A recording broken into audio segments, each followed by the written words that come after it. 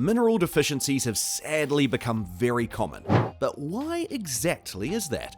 What is it about our modern lifestyles that can cause deficiencies in these forgotten but important nutrients?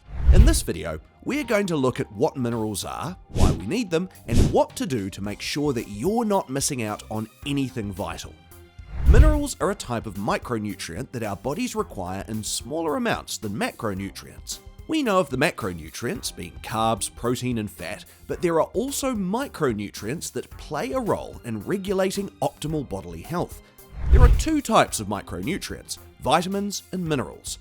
Vitamins are found in our food, but minerals, although also found in our food, need to be intentionally implemented into our diets because they're not found in our food in as much abundance as vitamins.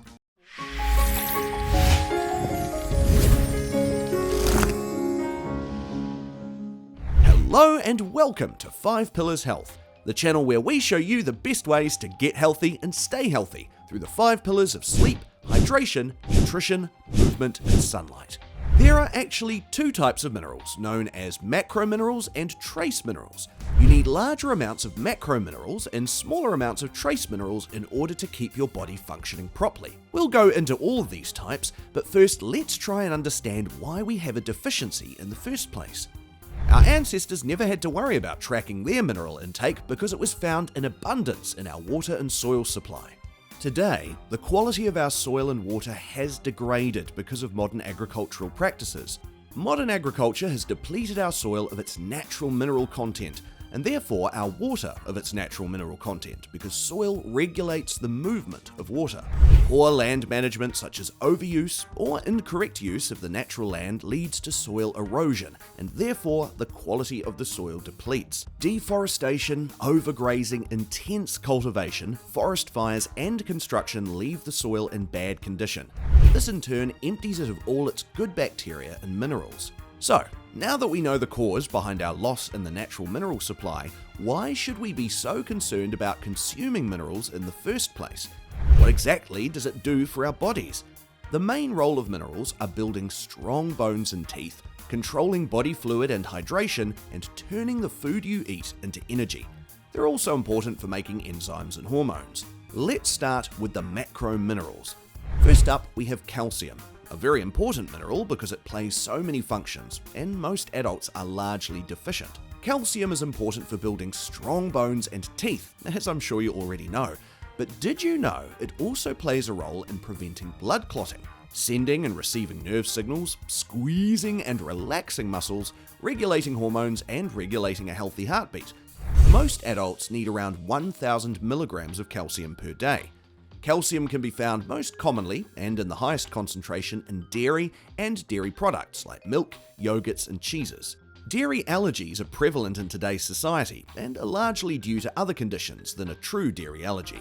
Overconsumption of nuts and seeds and other lifestyle stresses lead to leaky gut and a depletion of enzymes found in our stomachs, which are necessary for the absorption of certain foods.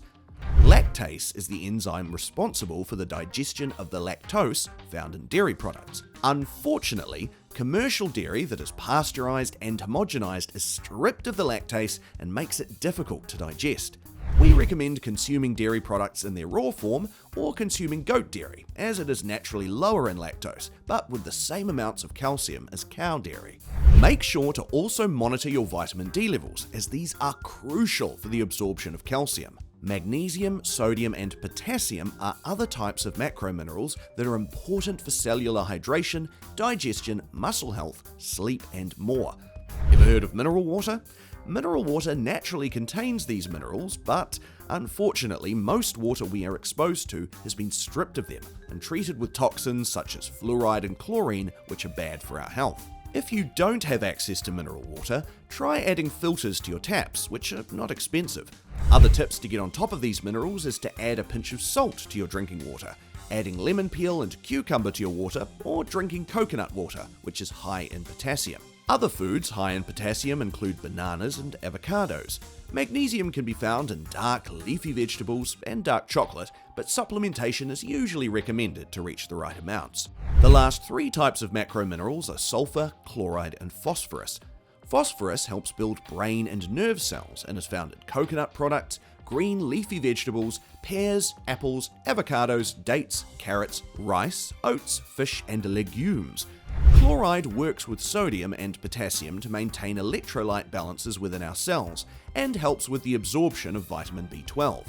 Good sources of chloride include seaweeds, olives, tomatoes, celery, and naturally extracted salt. Sulfur is actually a mineral that is still found in abundance in nature and plays a role in aiding digestion, waste elimination, and purification of the GI tract. Sulfur can be found in onions, garlic, cabbages, avocados, strawberries, and peaches. If you're enjoying this video, please tap the like button. It helps us out a huge amount. Now, on to the trace minerals. These include iron, manganese, copper, iodine, zinc, fluoride, and selenium.